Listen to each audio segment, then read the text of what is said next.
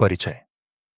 हर इंसान के भीतर एक ऐसी जगह होती है जहां कुछ शब्द, कुछ नजरें, कुछ हालात पहुंचते ही भीतर कुछ चटक जाता है।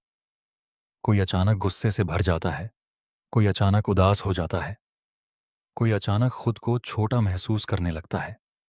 और सबसे हैरानी की बात यह है कि खुद उस इंसान को भी नहीं पता चलता कि यह प्रतिक्रिया कहां से आई। यही वो अदृश्य डोरियां हैं जिन्हें मनोविज्ञान भावनात्मक ट्रिगर कहता है। ये किताब आपको उन्हीं डोरियों को पहचानना सिखाएगी। यह समझाएगी कि आपके भीतर कौन सा बटन कब और क्यों दब जाता है, कौन सी पुरानी चोट आज भी आपके फैसलों को चला रही है, और कैसे आप उस अनजाने नियंत्रण से बाहर निकलकर अपनी भावनाओं के मालिक खुद बन सकते हैं। यह सफर आपके भीतर की उस अनकही कहानी को खोलने का सफर है जिसे शायद आपने खुद भी कभी पूरी तरह से पढ़ने की कोशिश नहीं की। तो आइए इस यात्रा की शुरुआत करते हैं पहले अध्याय के साथ, जहां हम समझेंगे कि आखिर भावनात्मक ट्रिगर होता क्या है। अध्याय 1। भावनात्मक ट्रिगर की पहचान।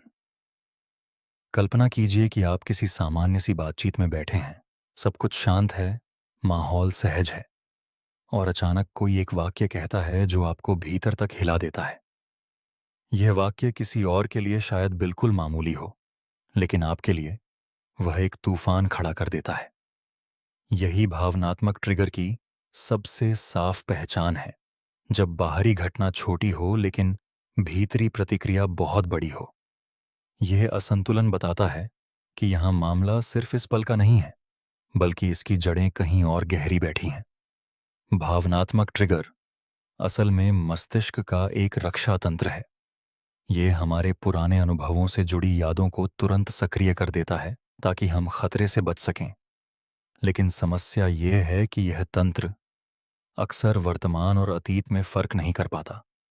जब कोई आज आपसे तीखे स्वर में बात करता है और आपका मस्तिष्क उसे बचपन में डांटे जाने के अनुभव से जोड़ देता है, तो आपकी प्रतिक्रिया आज के हालात के हिसाब से नहीं, बल्कि उस पुरानी चोट के हिसाब से आती है। यही वजह है कि कई बार हम खुद हैरान होते हैं कि हमने इतनी छोटी बात पर इतनी बड़ी प्रतिक्रिया क्यों दी। ट्रिगर को समझने का पहला कदम है यह स्वीकार करना कि हमारी हर तीव्र प्रतिक्रिया के पीछे एक कहानी है, और वह कहानी अक्सर वर्तमान से नहीं बल्कि अतीत से जुड़ी होती है। जब हम इस सच्चाई को स्वीकार करते हैं, तभी हम उस कहानी को खोजने की दिशा में पहला कदम बढ़ा पाते हैं। ट्रिगर सिर्फ गुस्से के रूप में नहीं आते, वे उदासी, डर, शर्म, ईर्ष्या और असुरक्षा के रूप में भी सामने आ सकते हैं। कुछ लोग ट्रिगर होने पर चुप हो जाते हैं, कुछ आक्रामक हो जाते हैं, कुछ खुद को दोषी मानने लगते हैं, और कुछ पूरी तरह से भावनात्मक रूप से बंद हो जाते हैं। यह प्रतिक्रियाएं व्यक्ति के बचपन के अनुभवों, उसके पालन पोषण और उसकी भावनात्मक सुरक्षा के स्तर पर निर्भर करती हैं। इस अध्याय का उद्देश्य यही है कि आप अपने भीतर झांकना शुरू करें और यह पहचानना सीखें कि आपके भीतर कौन सी स्थितियां, कौन से शब्द और कौन से व्यवहार आपको भीतर तक हिला देते हैं। जब आप इन्हें पहचानना शुरू करते हैं, तो आप प्रतिक्रिया देने के बजाय समझने की स्थिति में आ जाते हैं, और यही समझ भावनात्मक स्वतंत्रता की पहली सीढ़ी है। अध्याय 2। बचपन की जड़ें और अवचेतन मन। हमारा अवचेतन मन एक विशाल भंडार की तरह है जिसमें बचपन के हर अनुभव की छाप दर्ज होती है, चाहे हमें वह याद हो या ना हो। बचपन में जब हम पूरी तरह से असहाय होते हैं, तब हमारे आसपास के लोग, खासकर माता-पिता, हमारे लिए पूरी दुनिया होते हैं। अगर उस समय हमें बार बार अनदेखा किया गया, डांटा गया, तुलना की गई या प्यार शर्तों के साथ दिया गया, तो यह अनुभव हमारे भीतर गहराई से बैठ जाता है। बड़े होकर जब कोई हमें अनदेखा करता है, आलोचना करता है या किसी और से तुलना करता है, तो वह वर्तमान की घटना उस पुरानी चोट को छू जाती है, और भीतर वही असहायता वाला बच्चा फिर से जाग उठता है। यही कारण है कि कई बार वयस्क होकर भी हम छोटी छोटी बातों पर बचकानी प्रतिक्रिया देने लगते हैं, क्योंकि उस पल में हमारी उम्र भावनात्मक रूप से पीछे चली जाती है। मनोविज्ञान में इसे रिग्रेशन कहा जाता है, जहां वयस्क व्यक्ति भावनात्मक रूप से बचपन की अवस्था में लौट आता है। बचपन के अनुभव सिर्फ बड़ी घटनाओं से नहीं बनते, बल्कि बार बार दोहराए गए छोटे छोटे व्यवहार भी गहरी छाप छोड़ते हैं। अगर किसी बच्चे को बार बार कहा गया कि वह कमजोर है, तो बड़ा होकर वह किसी भी आलोचना को अपनी पूरी पहचान पर हमला मान सकता है। अगर किसी बच्चे को प्यार पाने के लिए हमेशा कुछ साबित करना पड़ा, तो बड़ा होकर वह रिश्तों में लगातार खुद को साबित करने की दौड़ में रहेगा। ये पैटर्न इतने गहरे बैठ जाते हैं कि इंसान को खुद पता नहीं चलता कि वह इनके अनुसार जी रहा है। अवचेतन मन तर्क से नहीं, बल्कि भावनाओं और दोहराव से सीखता है। इसीलिए सिर्फ यह जान लेना कि यह पैटर्न गलत है, उसे बदलने के लिए काफी नहीं होता। बदलाव के लिए जरूरी है कि हम उस मूल घटना या भावना तक पहुंचें, उसे स्वीकार करें और धीरे धीरे नए अनुभवों से पुराने पैटर्न को नरम करें। यह प्रक्रिया समय मांगती है, लेकिन जब हम अपने बचपन की उन जड़ों को पहचानना शुरू करते हैं, तो हमारे वर्तमान के कई अनसुलझे सवालों के जवाब खुद ब खुद मिलने लगते हैं। अध्याय 3। डर आधारित ट्रिगर। डर सबसे पुरानी और सबसे शक्तिशाली भावना है, और यह इंसान के अस्तित्व की रक्षा के लिए बनी है। लेकिन आधुनिक जीवन में डर के ट्रिगर अक्सर शारीरिक खतरे से नहीं, बल्कि भावनात्मक खतरे से जुड़े होते हैं। असफलता का डर, अस्वीकृति का डर, अकेले रह जाने का डर, नियंत्रण खोने का डर और अज्ञात का डर, ये सभी हमारे निर्णयों को गहराई से प्रभावित करते हैं। जब कोई व्यक्ति किसी नए अवसर से इसीलिए पीछे हट जाता है क्योंकि उसे असफलता का डर सता रहा है, तो असल में वह अवसर से नहीं, बल्कि अपने भीतर के उस डर से भाग रहा होता है, जो शायद बचपन में किसी असफलता पर मिली कठोर प्रतिक्रिया से जन्मा था। डर आधारित ट्रिगर अक्सर शरीर में पहले महसूस होते हैं, जैसे दिल की धड़कन तेज होना, हाथ पैर ठंडे पड़ जाना, सांस उखड़ना या पेट में गड़बड़ी महसूस होना। यह शरीर की भाषा है जो बता रही होती है कि मस्तिष्क ने किसी खतरे का संकेत पकड़ लिया है, भले ही वह खतरा असल में मौजूद ना हो। डर के ट्रिगर को पहचानने के लिए जरूरी है कि हम अपने शरीर की इन प्रतिक्रियाओं पर ध्यान देना सीखें। जब हम महसूस करें कि शरीर में यह बदलाव आ रहे हैं, तो एक पल रुककर खुद से पूछें कि क्या यह डर वर्तमान स्थिति के अनुसार उचित है या यह किसी पुरानी घटना से जुड़ा हुआ है। यह छोटा सा ठहराव हमें प्रतिक्रिया देने से पहले सोचने का मौका देता है। डर आधारित ट्रिगर से निपटने का एक और तरीका है खुद से ये पूछना कि सबसे बुरी स्थिति में क्या हो सकता है और क्या हम उस स्थिति को संभाल पाने में सक्षम हैं। जब हम अपनी क्षमता पर भरोसा करना सीखते हैं, तो डर की तीव्रता धीरे धीरे कम होने लगती है। डर को पूरी तरह खत्म करना संभव नहीं है और न ही जरूरी है, क्योंकि डर हमें सतर्क रखता है। लेकिन जब डर हमारे फैसलों पर हावी हो जाए, तब यह हमारी वृद्धि में सबसे बड़ी बाधा बन जाता है। अध्याय 4।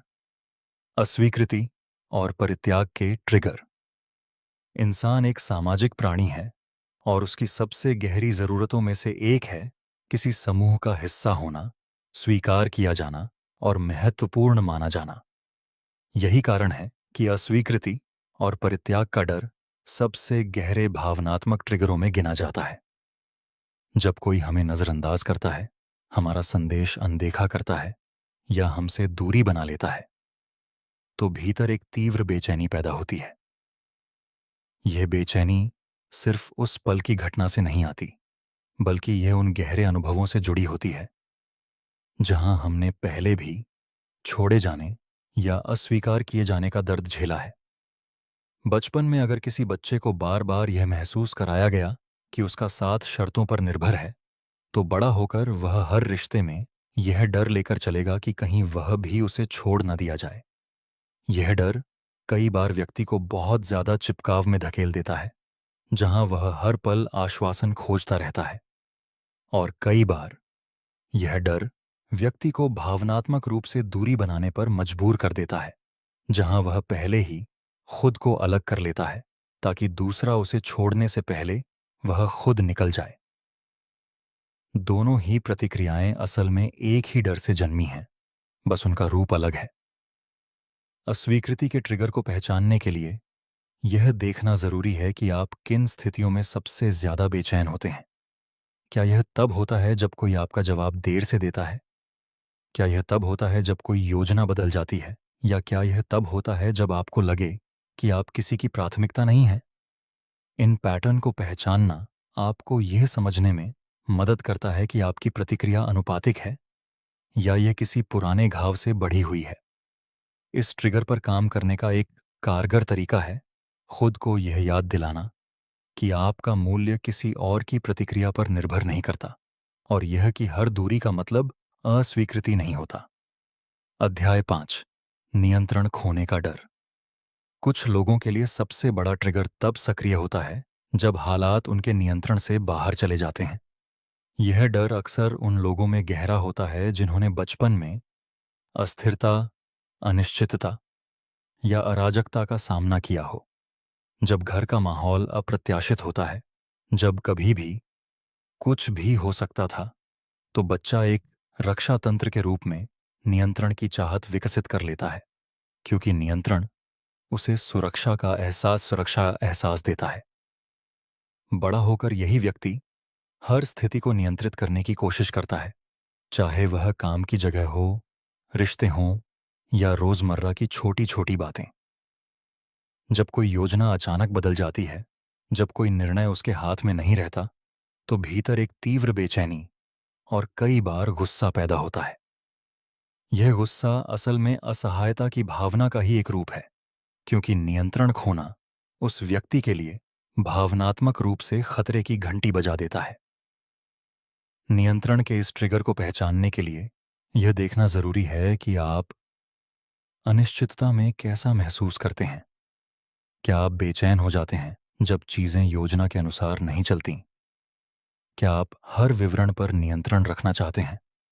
और क्या आपको दूसरों पर भरोसा करना मुश्किल लगता है? इस ट्रिगर पर काम करने का एक तरीका है धीरे धीरे खुद को छोटी अनिश्चितताओं के साथ सहज होना सिखाना। यह स्वीकार करना कि जीवन में सब कुछ नियंत्रित नहीं किया जा सकता, और यह भरोसा विकसित करना कि अनिश्चितता के बावजूद आप खुद को संभाल सकते हैं। जब व्यक्ति यह समझने लगता है कि सुरक्षा बाहरी नियंत्रण से नहीं बल्कि भीतरी स्थिरता से आती है, तब वह धीरे धीरे इस ट्रिगर से मुक्त होने लगता है। अध्याय 6, तुलना और ईर्ष्या के ट्रिगर। तुलना एक ऐसा ट्रिगर है जो लगभग हर इंसान के भीतर किसी न किसी रूप में मौजूद होता है। जब हम किसी और की सफलता, सुंदरता या सुख को देखते हैं और भीतर एक बेचैनी, एक हीनता या एक जलन महसूस होती है, तो यह ईर्ष्या का ट्रिगर सक्रिय होता है। यह भावना अक्सर उन अनुभवों से जुड़ी होती है जहां बचपन में हमारी तुलना भाई बहनों या दोस्तों से की गई हो, जहां हमारा प्यार या स्वीकृति हमारी उपलब्धियों पर निर्भर की गई हो। ऐसे माहौल में पला बच्चा यह सीख लेता है कि उसका मूल्य दूसरों से बेहतर होने में है, और यही सोच बड़े होकर हर सफलता को एक प्रतियोगिता में बदल देती है। जब कोई दूसरा आगे बढ़ता दिखता है, तो यह पुरानी सीख सक्रिय हो जाती है और भीतर असुरक्षा पैदा करती है। ईर्ष्या का ट्रिगर अक्सर शर्म के साथ जुड़ा होता है, क्योंकि समाज में ईर्ष्या महसूस करना बुरा माना जाता है। इसलिए लोग इसे स्वीकार करने के बजाय छुपाते हैं, और यह छुपी हुई भावना अंदर ही अंदर कड़वाहट में बदल जाती है। इस ट्रिगर को समझने का पहला कदम है ईर्ष्या को बिना शर्म के स्वीकार करना। यह पहचानना कि यह भावना यह बता रही है कि आप भी वही चाहते हैं जो दूसरे के पास है, और यह जानकारी असल में आपकी अपनी इच्छाओं को समझने का एक जरिया बन सकती है। जब हम ईर्ष्या को दुश्मन नहीं बल्कि एक संकेत की तरह देखते हैं, तो यह हमें आत्म खोज की दिशा में ले जाती है। इसके साथ ही यह याद रखना ज़रूरी है कि हर इंसान की यात्रा अलग होती है, और तुलना करना असल में दो अलग-अलग रास्तों की तुलना करना है, जिनकी कोई समान माप नहीं है। अध्याय 7, रिश्तों में ट्रिगर की पहचान। रिश्ते वह जगह हैं जहां हमारे भावनात्मक ट्रिगर सबसे ज्यादा और सबसे तीव्रता से सामने आते हैं, क्योंकि रिश्तों में हम सबसे ज्यादा खुले और असुरक्षित होते हैं। जब कोई साथी हमसे तीखे स्वर में बात करता है, जब कोई दोस्त हमारी बात नहीं सुनता, जब कोई पारिवारिक सदस्य हमें कमतर महसूस कराता है, तो यह घटनाएं अक्सर हमारे भीतर पुराने घावों को छू जाती हैं। रिश्तों में सबसे आम ट्रिगर हैं अनदेखा किए जाने का एहसास, आलोचना का सामना, नियंत्रित किए जाने का एहसास और भावनात्मक रूप से अकेला छोड़े जाने का एहसास। जब हम इन ट्रिगरों को पहचानते हैं, तो हम यह समझ पाते हैं कि रिश्तों में होने वाली बहुत सी लड़ाइयाँ असल में वर्तमान की समस्या से ज्यादा अतीत की चोटों से पैदा होती हैं।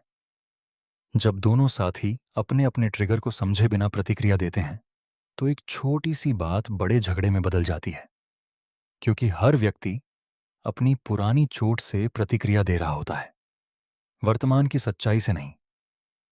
रिश्तों में ट्रिगर की पहचान करने के लिए यह जरूरी है कि हम अपनी प्रतिक्रिया के पीछे रुककर पूछें कि मुझे इतना बुरा क्यों लगा? क्या यह प्रतिक्रिया इस पल के अनुसार उचित है?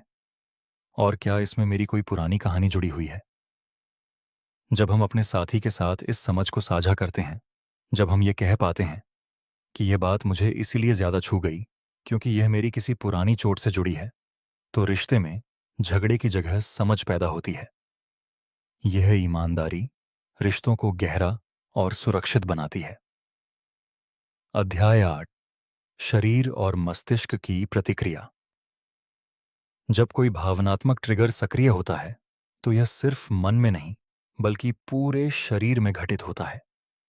मस्तिष्क का वह हिस्सा जिसे एमिगडाला कहा जाता है, खतरे का पता चलते ही सक्रिय हो जाता है और शरीर में लड़ो या भागो वाली प्रतिक्रिया शुरू कर देता है।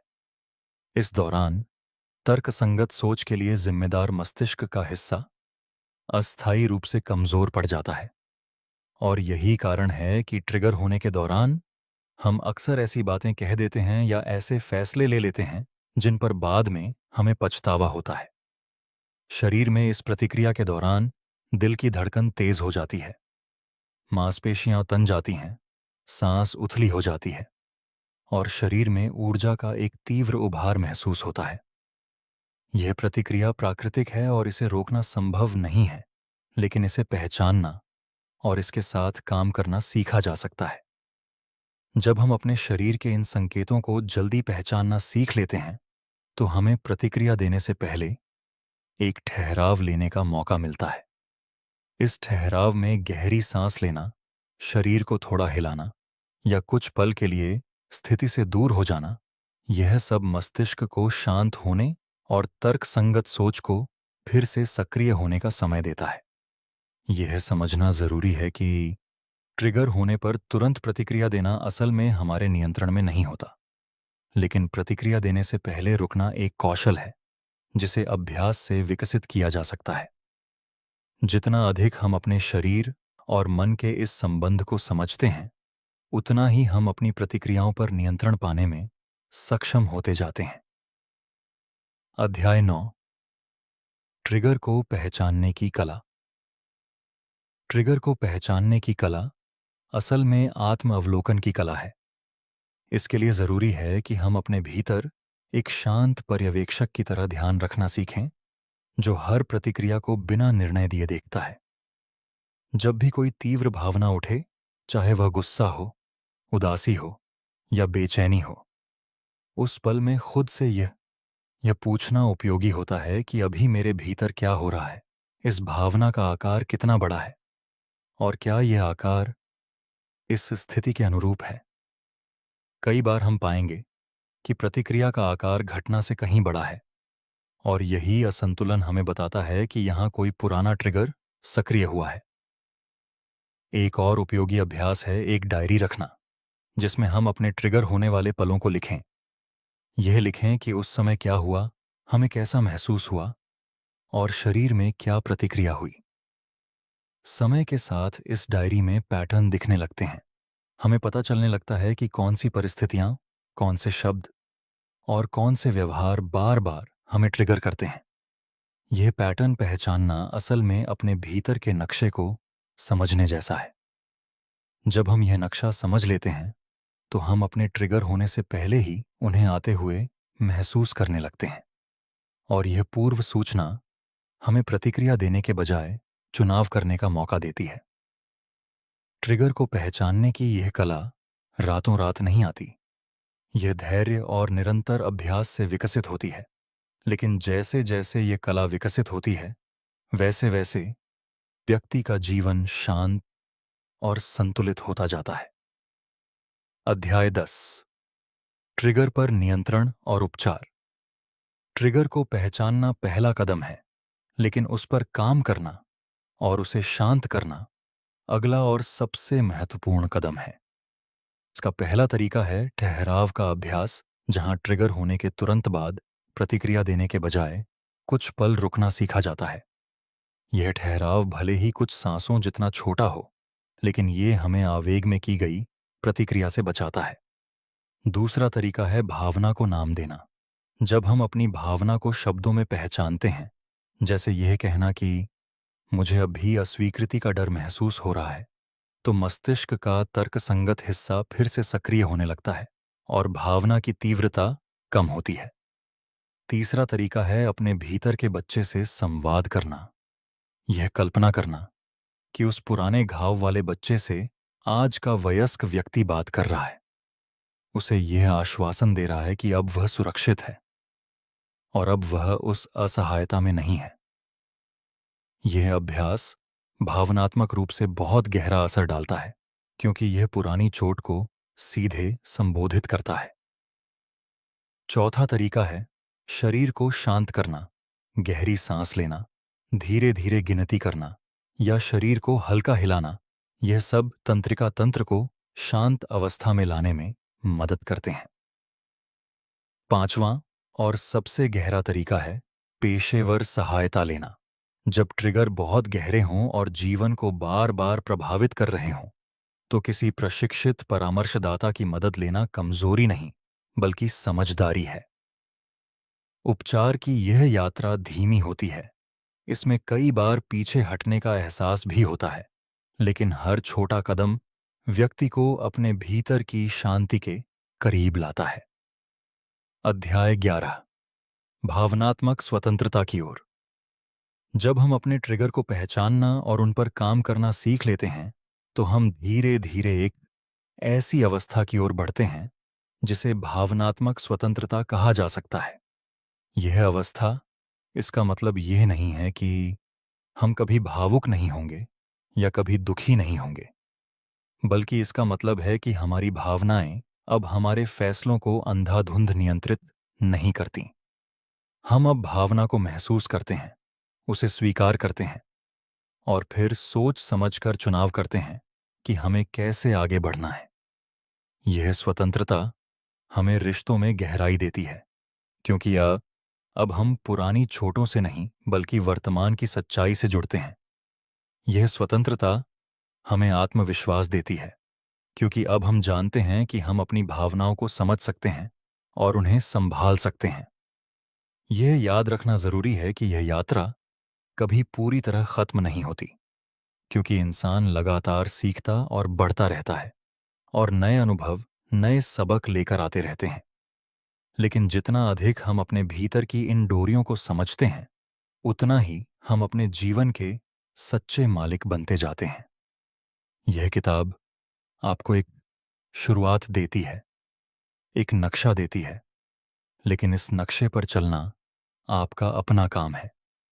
हर बार जब आप खुद को ट्रिगर होते हुए महसूस करें, याद रखें कि यह पल एक अवसर है, अपने भीतर झांकने का अवसर, अपनी पुरानी कहानी को समझने का अवसर और धीरे धीरे उस कहानी से मुक्त होकर एक शांत, संतुलित और सशक्त इंसान बनने का अवसर। भावनात्मक ट्रिगर्स को समझना।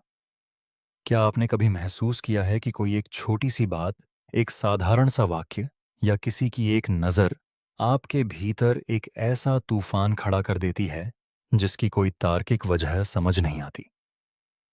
आप शांत बैठे होते हैं, सब कुछ सामान्य चल रहा होता है, और अचानक कोई एक शब्द सुनकर आपके भीतर गुस्सा, दुख या डर उमड़ आता है, जैसे किसी ने भीतर सोए हुए किसी पुराने घाव को छेड़ दिया हो। यही है भावनात्मक ट्रिगर, वह अदृश्य बटन जो हमारे भीतर दबा रहता है, और जब कोई अनजाने में उसे दबा देता है तो हमारी प्रतिक्रिया हमारे नियंत्रण से बाहर हो जाती है। यह किताब आपको उसी अदृश्य दुनिया में ले जाएगी जहां हम समझेंगे कि ये ट्रिगर्स कहाँ से आते हैं, हमारा मस्तिष्क और शरीर इन पर कैसे प्रतिक्रिया करते हैं, और सबसे ज़रूरी बात, हम इन्हें कैसे पहचान कर अपने जीवन पर फिर से नियंत्रण पा सकते हैं। यह सफ़र सिर्फ समझने का नहीं, बल्कि खुद को गहराई से जानने और भीतर की शांति पाने का है। तो आइए पहले अध्याय से इस यात्रा की शुरुआत करते हैं, जहां हम जानेंगे कि आखिर भावनात्मक ट्रिगर होता क्या है। अध्याय 1, भावनात्मक ट्रिगर की पहचान। भावनात्मक ट्रिगर असल में एक ऐसी घटना, शब्द या परिस्थिति होती है जो हमारे भीतर किसी पुराने अनुभव से जुड़ी हुई तीव्र प्रतिक्रिया को जन्म देती है। यह प्रतिक्रिया अक्सर वर्तमान परिस्थिति के अनुपात से कहीं अधिक बड़ी होती है, क्योंकि असल में हम वर्तमान पर नहीं बल्कि अतीत के किसी अनसुलझे दर्द पर प्रतिक्रिया कर रहे होते हैं। मान लीजिए किसी बच्चे को बचपन में बार बार यह कहा गया कि वह किसी काम के लायक नहीं है, तो बड़े होकर जब कोई सहकर्मी उसके काम पर हल्की सी टिप्पणी भी करता है तो उसके भीतर वही पुराना अपमान और असुरक्षा जाग उठती है, भले ही सहकर्मी की मंशा बुरी ना हो। यही वजह है कि दो लोग एक ही बात सुनकर बिल्कुल अलग तरह से प्रतिक्रिया करते हैं, क्योंकि हर व्यक्ति का भीतर छिपा हुआ इतिहास अलग होता है। ट्रिगर्स हमेशा नकारात्मक अनुभवों से ही नहीं जुड़े होते। कई बार ये गहरे डर, असुरक्षा या अस्वीकृति के पुराने अनुभवों की छाया भी होते हैं। जब हम किसी ट्रिगर की चपेट में आते हैं तो हमारा तर्कसंगत मस्तिष्क कुछ समय के लिए मानो पीछे हट जाता है, और भावनात्मक मस्तिष्क आगे आकर पूरी बागडोर संभाल लेता है। इसी वजह से उस पल में हम ऐसी बातें कह या कर बैठते हैं जिनका बाद में हमें खुद पछतावा होता है। भावनात्मक ट्रिगर को पहचानना आत्म जागरूकता की पहली सीढ़ी है, क्योंकि जब तक हम यह नहीं समझते कि हमें क्या और क्यों उद्वेलित करता है, तब तक हम अपनी प्रतिक्रियाओं के गुलाम बने रहते हैं। इसी समझ के साथ अब हम आगे बढ़ते हैं और जानते हैं कि हमारा मस्तिष्क और शरीर आखिर इन ट्रिगर्स पर प्रतिक्रिया कैसे करते हैं। अध्याय 2, मस्तिष्क और शरीर की प्रतिक्रिया। जब कोई ट्रिगर सक्रिय होता है तो हमारे मस्तिष्क के भीतर एक हिस्सा, जिसे एमिगडाला कहा जाता है, तुरंत सक्रिय हो जाता है। यह हिस्सा खतरे को पहचानने और शरीर को तुरंत प्रतिक्रिया के लिए तैयार करने का काम करता है, चाहे खतरा असली हो या केवल भावनात्मक। इस प्रक्रिया को कई बार लड़ो या भागो की प्रतिक्रिया भी कहा जाता है, जहां शरीर तुरंत तनाव हार्मोन छोड़ता है, दिल की धड़कन तेज हो जाती है, सांसें उथली हो जाती हैं और मांसपेशियां कस जाती हैं। यह पूरी प्रक्रिया इतनी तेज होती है कि हमारा तर्कसंगत मस्तिष्क, जिसे प्रीफ्रंटल कॉर्टेक्स कहा जाता है, उसे प्रतिक्रिया देने का मौका ही नहीं मिल पाता। यही कारण है कि ट्रिगर होने के तुरंत बाद हमारी प्रतिक्रिया अक्सर आवेगपूर्ण होती है, न कि सोची समझी। शरीर के स्तर पर यह अनुभव अलग अलग तरीकों से प्रकट होता है। किसी के हाथ कांपने लगते हैं, किसी के गले में गांठ सी महसूस होती है, किसी का चेहरा लाल हो जाता है, तो किसी के पेट में एक अजीब सी बेचैनी उठती है। ये सभी संकेत असल में हमारे शरीर की भाषा हैं, जो हमें बता रही होती है कि भीतर कुछ पुराना जाग उठा है।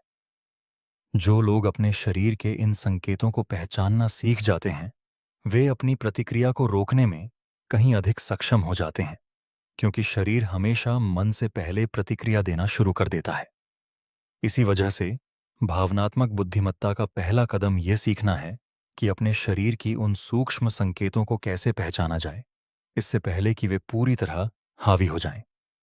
अब जब हम समझ चुके हैं कि शरीर और मस्तिष्क किस तरह प्रतिक्रिया करते हैं, तो आइए जानते हैं कि आखिर ये ट्रिगर्स बनते कहाँ से हैं, यानी इनकी जड़ें कहाँ छिपी होती हैं। अध्याय 3, बचपन की जड़ें। अधिकतर भावनात्मक ट्रिगर्स की जड़ें हमारे बचपन में छिपी होती हैं, क्योंकि बचपन वह समय होता है जब हमारा मस्तिष्क सबसे अधिक संवेदनशील और ग्रहणशील होता है। बचपन में मिला हर अनुभव, चाहे वह प्रेम का हो या उपेक्षा का, हमारे भीतर एक गहरी छाप छोड़ जाता है।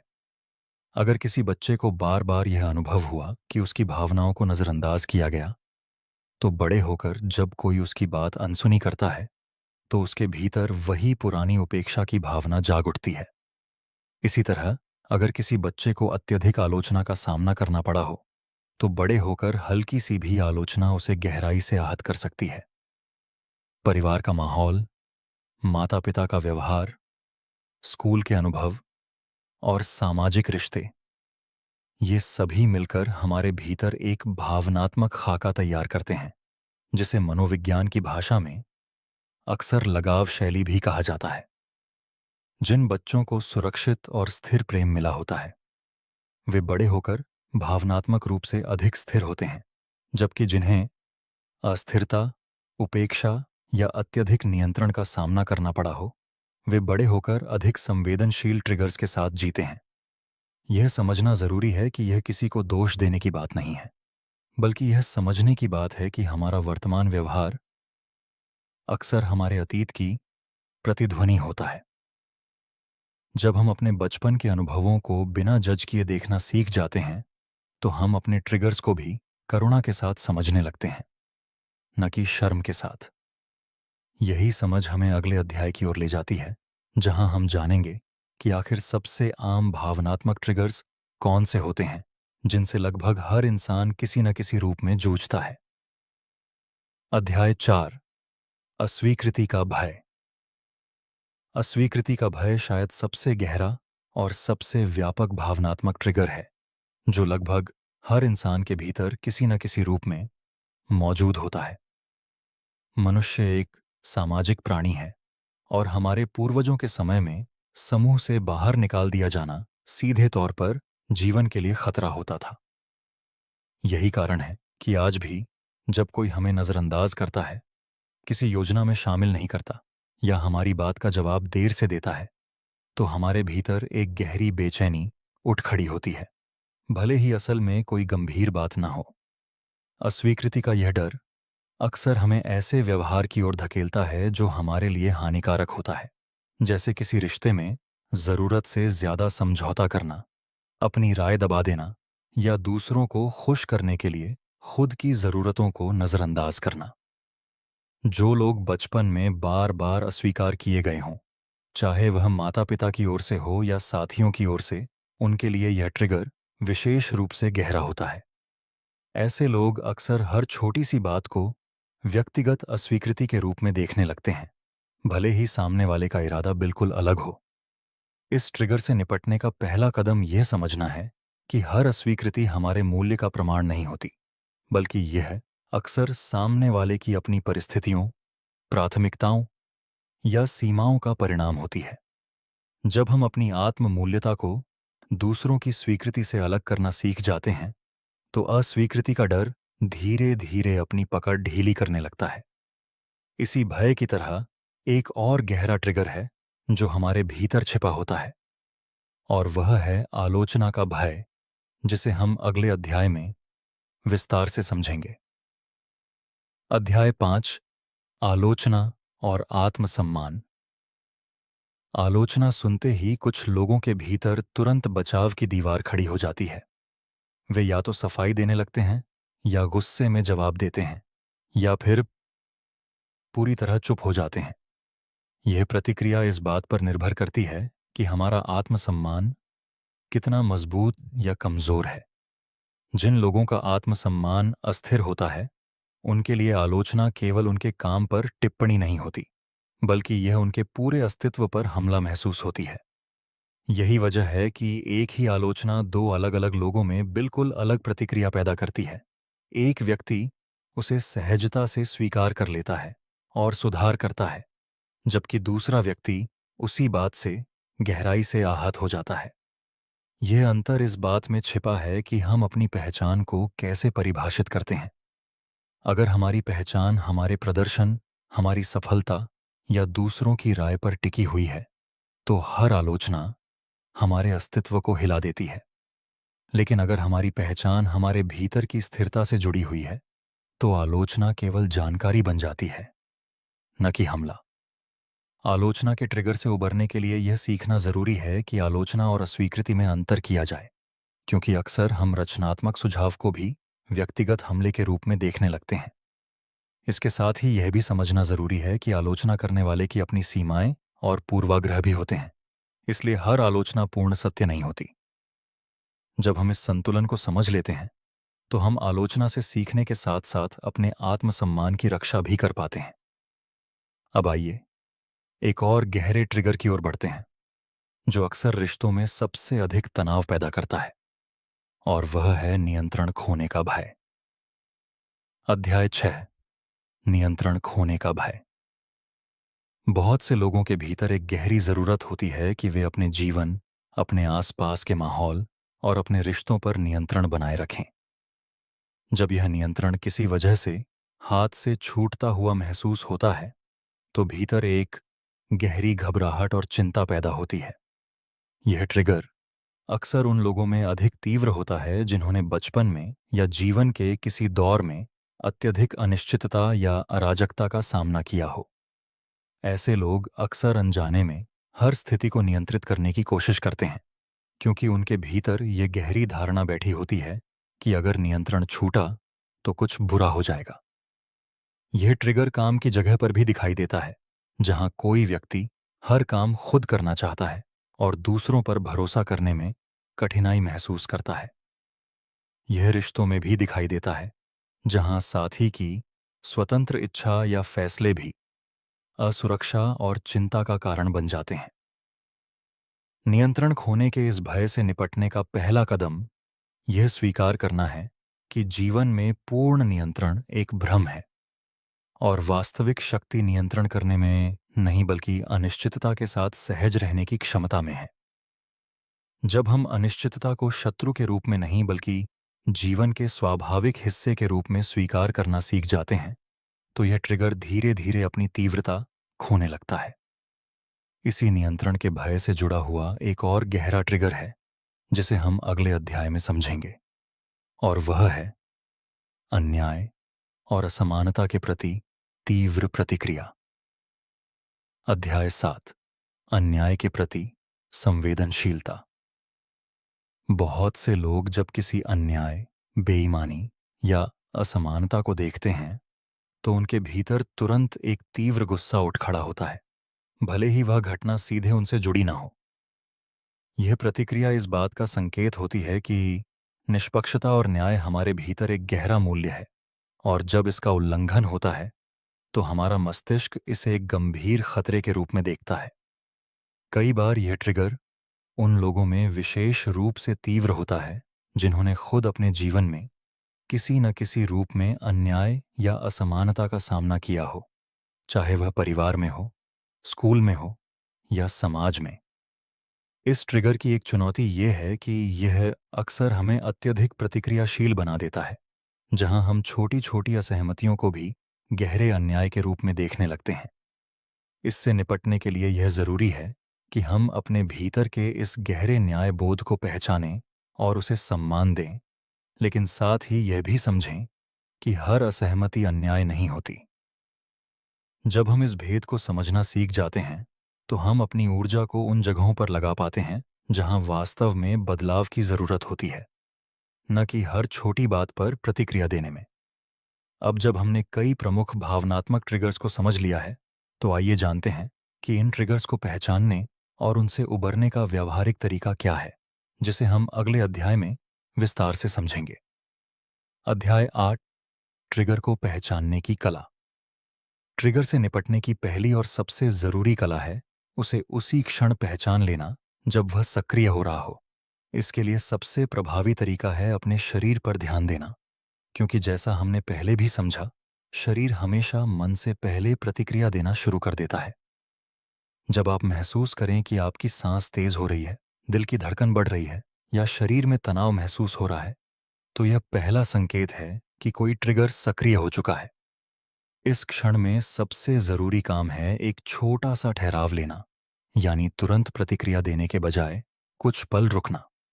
यह ठहराव भले ही कुछ सेकंड का हो, लेकिन ये हमारे तर्क संगत मस्तिष्क को फिर से सक्रिय होने का मौका देता है। इस ठहराव के दौरान गहरी सांस लेना एक बहुत प्रभावी तरीका है, क्योंकि गहरी और धीमी सांस हमारे तंत्रिका तंत्र को शांत करने का संकेत देती है। इसके साथ ही खुद से यह पूछना भी सहायक होता है कि यह प्रतिक्रिया वर्तमान स्थिति के अनुपात में है या यह किसी पुराने अनुभव से जुड़ी हुई है। यह प्रश्न हमें अपनी प्रतिक्रिया को एक कदम दूर से देखने का अवसर देता है, जिसे मनोविज्ञान में आत्म अवलोकन कहा जाता है। जो लोग नियमित रूप से इस अभ्यास को करते हैं, वे धीरे धीरे अपने ट्रिगर्स को पहचानने में इतने कुशल हो जाते हैं कि वे उन्हें सक्रिय होने से पहले ही भांप लेते हैं। यह कला रातों रात नहीं आती, बल्कि यह निरंतर अभ्यास और धैर्य से विकसित होती है।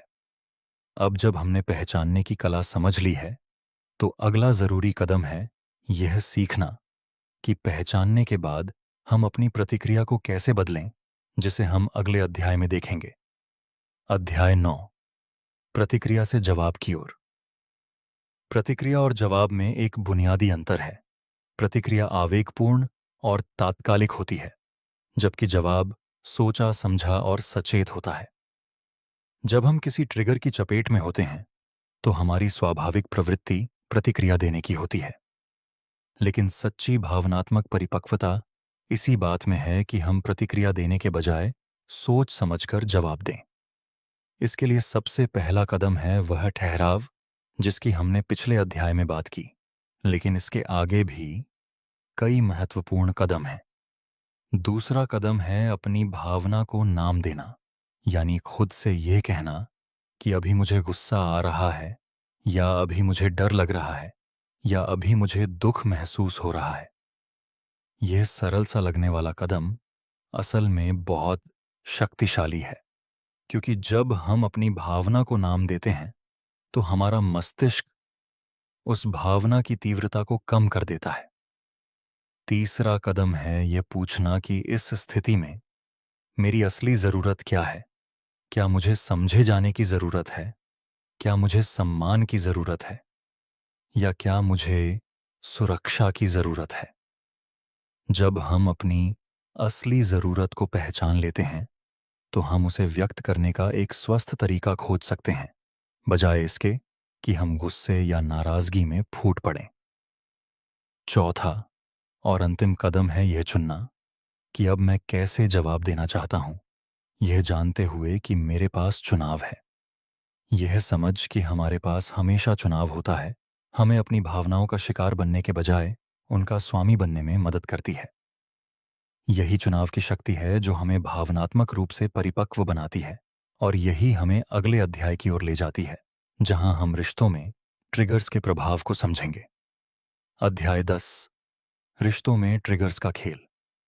हमारे सबसे करीबी रिश्ते, चाहे वे प्रेम संबंध हों, परिवार हों या गहरी दोस्ती हों, अक्सर हमारे सबसे गहरे ट्रिगर्स को सबसे ज्यादा सक्रिय करते हैं।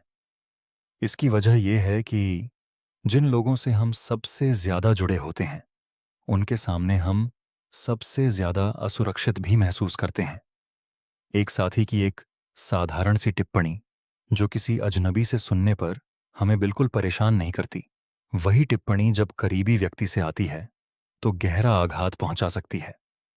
इसकी जड़ ये है कि करीबी रिश्तों में हमारी भावनात्मक सुरक्षा दांव पर लगी होती है, और इसीलिए हमारा मस्तिष्क हर छोटे संकेत को भी गहराई से पढ़ने लगता है।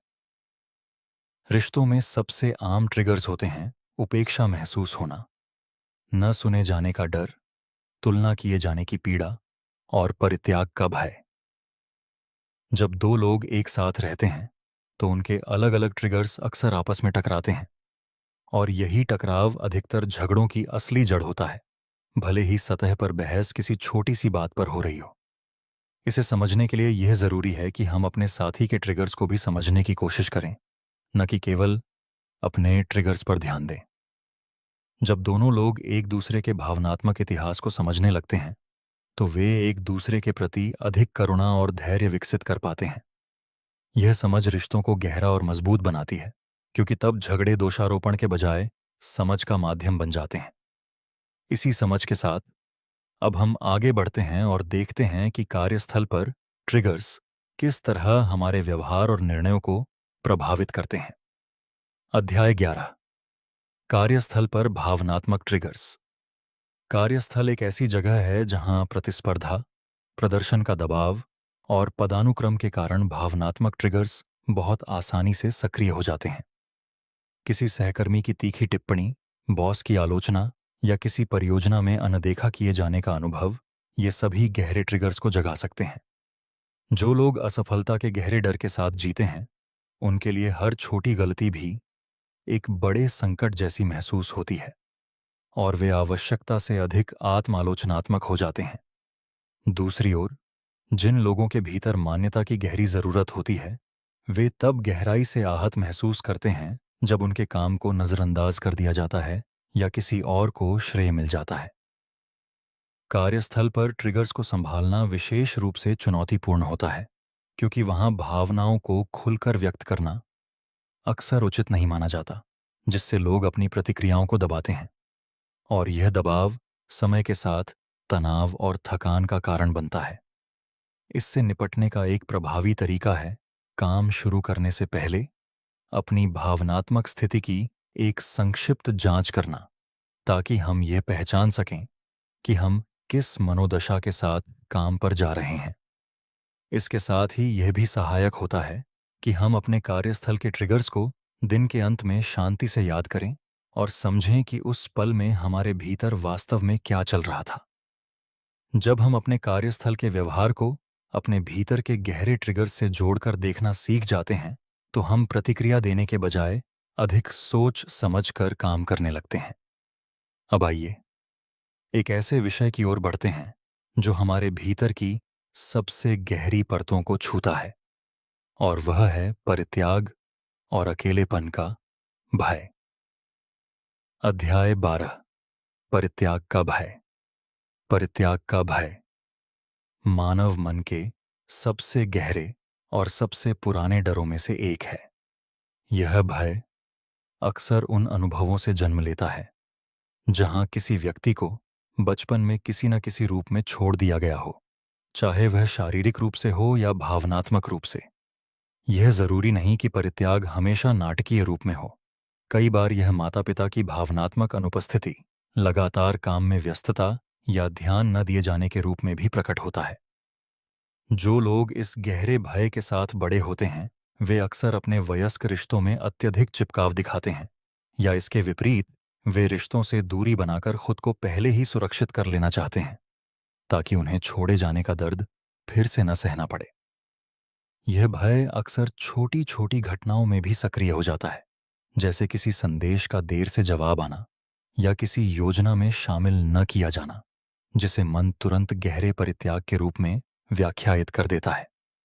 इस ट्रिगर से उबरने के लिए यह समझना जरूरी है कि वर्तमान का हर व्यक्ति अतीत के उस व्यक्ति जैसा नहीं है जिसने हमें आहत किया था, और हर दूरी परित्याग नहीं होती।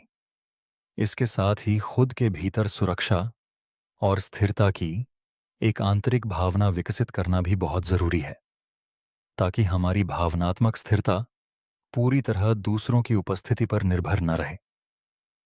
जब हम खुद के भीतर यह स्थिरता पाना सीख जाते हैं, तो हम रिश्तों में स्वतंत्रता और प्रेम दोनों के साथ जी पाते हैं, बिना खोने के गहरे भय के। इसी आत्मस्थिरता की समझ के साथ अब हम आगे बढ़ते हैं और जानते हैं कि करुणा किस तरह हमें अपने ट्रिगर्स से उबरने में मदद करती है। अध्याय 13। आत्म करुणा की शक्ति। जब हम अपने ट्रिगर्स की चपेट में आते हैं और कोई ऐसी प्रतिक्रिया दे बैठते हैं जिसका बाद में पछतावा होता है, तो हमारी स्वाभाविक प्रवृत्ति खुद को कठोरता से जज करने की होती है। लेकिन यह आत्मालोचना असल में समस्या का समाधान नहीं करती, बल्कि यह हमारे भीतर पहले से मौजूद असुरक्षा को और गहरा कर देती है।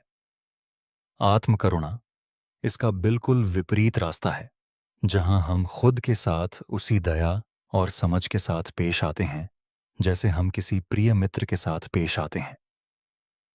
जब हम खुद से ये कहते हैं कि मुझसे गलती हुई क्योंकि मेरे भीतर पुराना दर्द जाग उठा था, न कि क्योंकि मैं एक बुरा इंसान हूं, तो यह हमारे भीतर शर्म की जगह समझ पैदा करता है।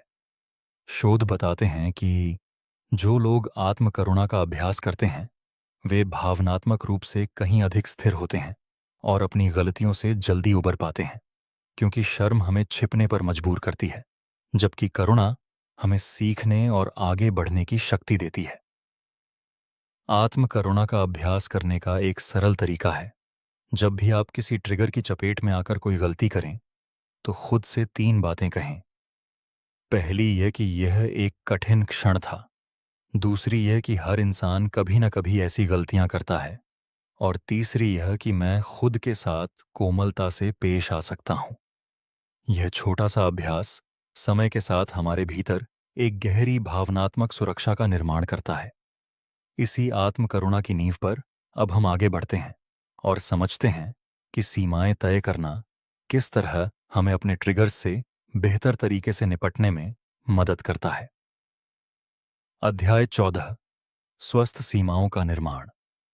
बहुत बार हमारे भावनात्मक ट्रिगर्स इसलिए बार बार सक्रिय होते रहते हैं क्योंकि हमारे जीवन में स्पष्ट और स्वस्थ सीमाओं की कमी होती है। जब हम दूसरों को बार बार अपनी सीमाओं को पार करने देते हैं, चाहे वह उनका अनादर हो, हमारे समय का अनुचित उपयोग हो या हमारी भावनाओं की अनदेखी हो, तो हमारे भीतर धीरे धीरे नाराजगी और थकान जमा होती जाती है, जो अंततः किसी छोटी सी बात पर विस्फोट के रूप में बाहर आती है। स्वस्थ सीमाएं तय करने का अर्थ यह नहीं है कि हम दूसरों के प्रति कठोर या असंवेदनशील बन जाएं, बल्कि इसका अर्थ है यह स्पष्ट रूप से जानना और व्यक्त करना कि हमारे लिए क्या स्वीकार्य है और क्या नहीं। जो लोग बचपन से यह सीखते हैं कि अपनी ज़रूरतों को व्यक्त करना स्वार्थ है, वे बड़े